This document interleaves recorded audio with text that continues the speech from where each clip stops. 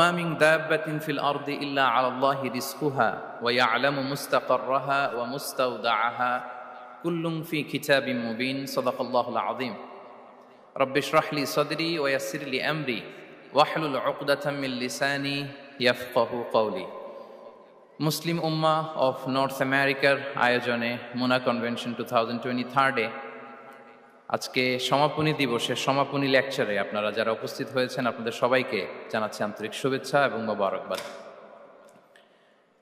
শুরুতে আমরা আল্লাহ রাব্বুল ইজ্জা ওয়াল জালালের দরবারে শুকরিয়া জানাই, যিনি আমাদেরকে 3 দিন ব্যাপী কনভেনশনের শেষ দিন পর্যন্ত সুস্থভাবে উপস্থিত হয়ে এই প্রোগ্রামকে সাফল্যমণ্ডিত করবার সুযোগ করে দিয়েছেন। আমরা পড়ছি আলহামদুলিল্লাহ।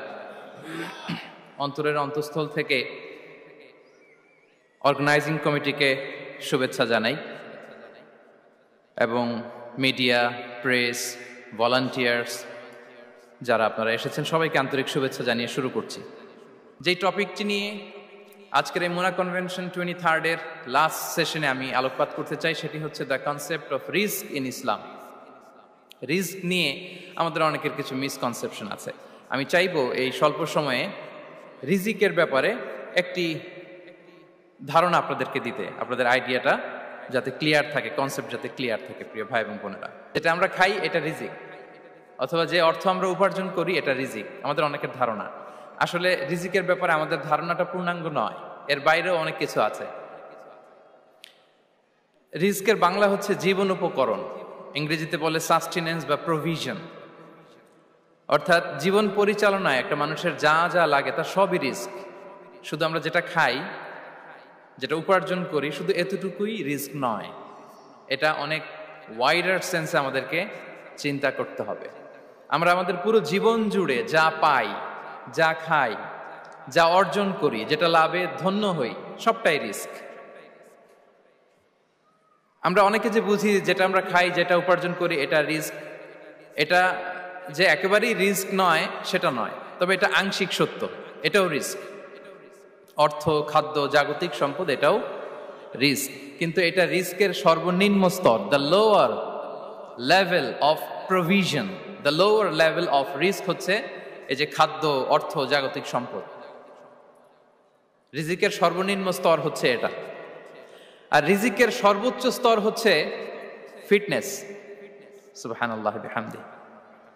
আমরা অনেকে এটাকে নেগলেক্ট করি, গুরুত্ব দেই না, কিন্তু এটাই রিজিকের সর্বোচ্চ স্তর, ফিটনেস। আপনি ফিট থাকা, অর্থাৎ ফিজিক্যাল অ্যান্ড মেন্টাল ফিটনেস, শারীরিক এবং মানসিক সুস্থতা, এটা রিজিকের সবচাইতে উচ্চতম স্তর, the higher stage of risk, provision, sustenance, fitness, সুস্বাস্থ্য, শারীরিক এবং মানসিক সুস্থতা।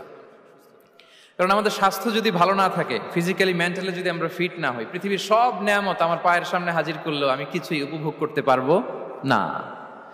এজন্য এইটা সবচাইতে বড় রিস্ক।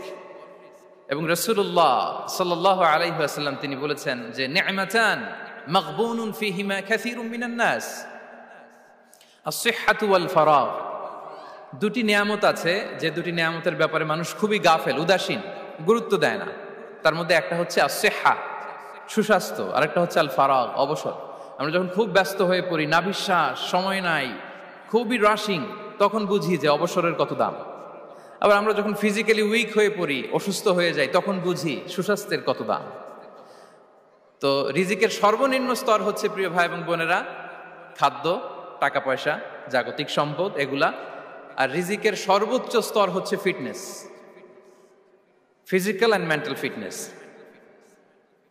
আর রিজিকের সর্বোত্তম স্তর হচ্ছে পুণ্যবান জীবন সঙ্গী এবং নেককার সন্তান, ফায়াস ওয়াইফ অ্যান্ড চিলড্রেন। সুবহানাল্লাহ বিহামদি। একটু খেয়াল করে দেখেন যে আমার লাইফ পার্টনার, আমার জীবন সঙ্গিনী, সে যদি আল্লাহওয়ালা হয়, সে যদি ভালো হয়, আর আমার সন্তানটা যদি আল্লাহওয়ালা হয়, আমার ঘরটাই তো জান্নাত, ঠিক কিনা? আমার সন্তান, আমার চিলড্রেন, সেও যদি ফায়াস হয়, তাহলে আমার ঘরটাই হচ্ছে paradise, a piece of paradise in this dunya. সুবহানাল্লাহ। আমরা আম্মাজান খাদিজাতুল কুবরা আত-তাহিরা রাদিয়াল্লাহু তাআলা আনহা, ওনার কথা জানি যে বিষ্ণু ঈসা ইসলামের স্ত্রী আমাদের আম্মাজান রাসূলুল্লাহ সাল্লাল্লাহু আলাইহি ওয়াসাল্লামকে বড্ড ভালোবাসতেন।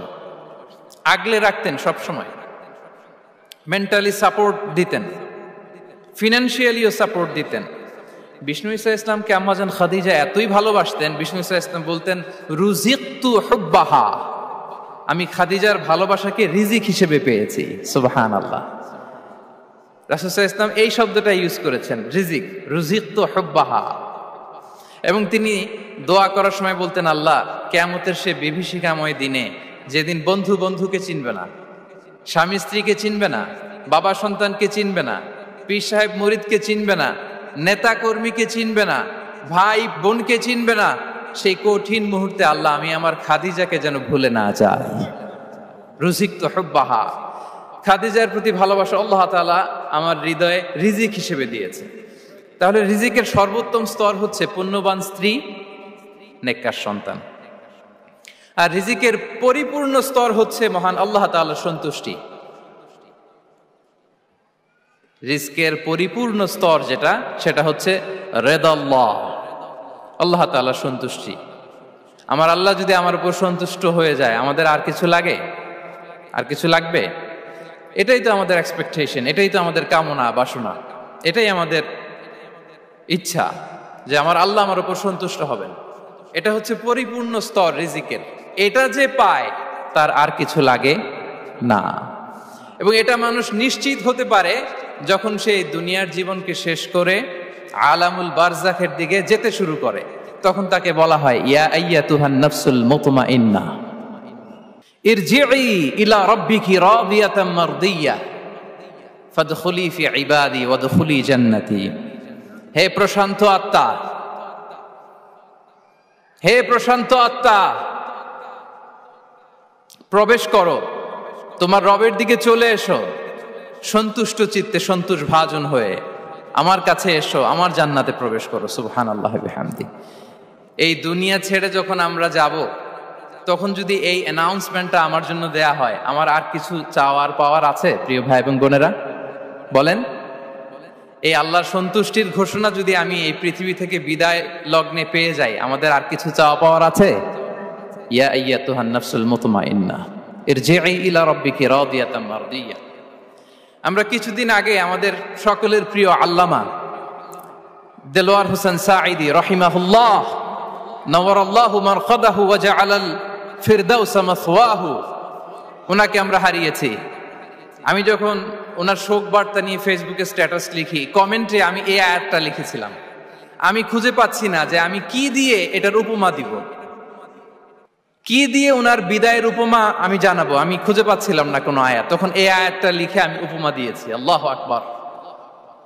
গোটা বিশ্বের মানুষ কেঁদেছে, গোটা বিশ্বের মানুষ গায়েবানা জানাজা পড়েছে, গোটা বিশ্বের মানুষ ওনাকে অশ্রুসিক্ত বিদায় দিয়েছে। From north to the south, from east to the west, the entire globe, min mashariqil ardi ila magharibiha, অশ্রুসিক্ত বিদায় তিনি পেয়েছেন। এটাই আল্লাহ তাআলার সন্তুষ্টির একটা জলজ্যান্ত নমুনা। জোরে বলেন ঠিক কিনা? এর চেয়ে জলজ্যান্ত নমুনা আমার জীবদ্দশা আমি দেখিনি। এত মানুষের কান্না, কাবার গিলাফ ধরে কান্না, এভাবে ভালোবাসা প্রকাশ করা, এভাবে তার প্রতি তার জন্য অশ্রুসিক্ত দোয়া করা, কান্না জড়িত দোয়া, এটাই প্রমাণ করে যে আল্লাহ তাআলা ওনার উপর সন্তুষ্ট হয়ে গিয়েছেন। ওনার আর কি চাই? আমাদের আল্লাহর আর কি চাই? আর কিছুর দরকার নাই, ঠিক কি না? এ যে পরম সৌভাগ্য, এরকম বিদায় নিতে পারা এটা পরম সৌভাগ্য। আমরা আল্লাহর জন্য দোয়া করি, আল্লাহ তাআলা সারা জীবন তিনি যেমনি কোরআনের বার্তাকে গোটা বিশ্বব্যাপী পৌঁছিয়ে দিয়েছেন, তার কবরটাকে আল্লাহ তাআলা কোরআনের নূর দিয়ে আলোকিত করে দেখ। কোরআনকে আল্লাহ তাআলা তার কবরের সাথী বানাক। কোরআনকে আল্লাহ তাআলা তার কিয়ামতের দিন, in the day of judgement, তার পক্ষে শাহাদাতকারী হিসেবে কবুল করুন।